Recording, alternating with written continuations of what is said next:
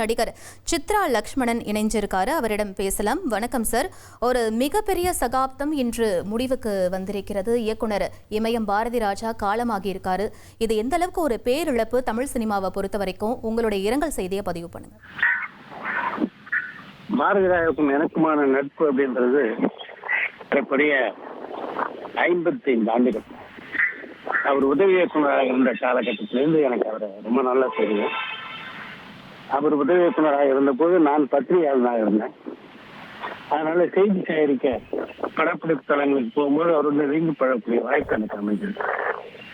எல்லாரும் படப்பிடிப்பு தளத்துல என்னென்ன சீனை ஷூட் பண்ணாங்க அப்படின்னு சொல்லுவாங்க.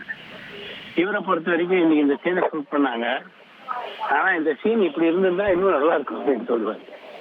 அப்பவே அவர்கிட்ட வேற ஒரு திறமை இருக்கு அப்படின்னு என்னால புரிந்து கொள்ள முடியுது.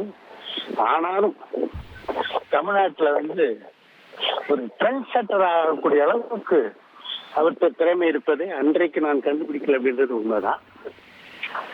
அவருடைய 16 வயதிலே தொடங்கி அவருடைய கடைசி படம் வரைக்கும் அவரோட நான் பயணித்திருக்கேன். வெவ்வேறு விலாசத்தோடு.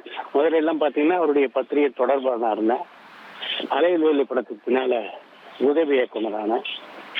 அதுக்கப்புறம் அவரே என்னை தயாரிப்பாளராக்கினார். என்னுடைய படத்தை அவர் தான், முதல் படத்தை அவர் தான் இயக்கினார். அவரோட பயணம் அப்படின்றது பல நினைவுகள் கொண்டது. உங்களுக்கே நல்லா தெரியும், 55 வருஷம் அப்படின்னும் போது எவ்வளவு இருக்கும். இந்தியாவில நாங்க கார்ல சுத்திட்டே பாத்தீங்கன்னா பல லட்சம் கிலோமீட்டர் இருக்கும். லொகேஷன் பார்க்க போறதெல்லாம் நடந்தே போவார். நம்ம திரும்பி பார்க்கறதுல பார்த்தா மலை மேல நிற்பார். அந்த அளவு ஸ்பீடு. அவருடைய ஸ்பீடுக்கு நம்ம ஈடு கொடுக்க முடியாது. அந்த அளவுக்கு மிகப்பெரிய ஒரு கலைத்திறன் கொண்ட ஒரு மனிதராக இருந்தாரு. ஒரு கிராமத்திலேருந்து இப்படிப்பட்ட சாதனைகளை செய்தார் அப்படின் போது நிஜமாவே வியப்பா இருக்கு.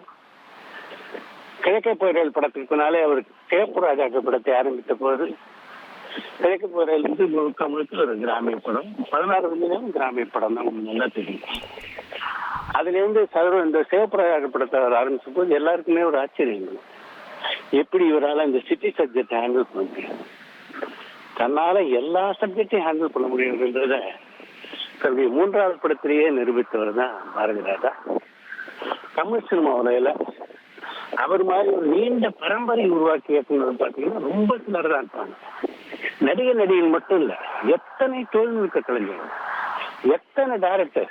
ஒரு காலத்துல 80s எல்லாம் பாத்தீங்கன்னா தமிழ் சினிமா உலகத்தை ஆண்டது போறா அவரும் அவருடைய உதவியாளர்கள் தான். அப்படி இருந்தது. ஒரு பக்கம் மணிவண்ணன், ஒரு பக்கம் மனோபாலா, ஒரு பக்கம் ரங்கராஜ், ஒரு பக்கம் மனோஜ்குமார், இன்னொரு பக்கம் நான் அப்படின்னு எல்லாரும் தமிழ் சினிமா டைரக்டர் உருவாக்கிட்டோம். பல டைரக்டரை உருவாக்கிய பெருமை அவருக்கு உண்டு.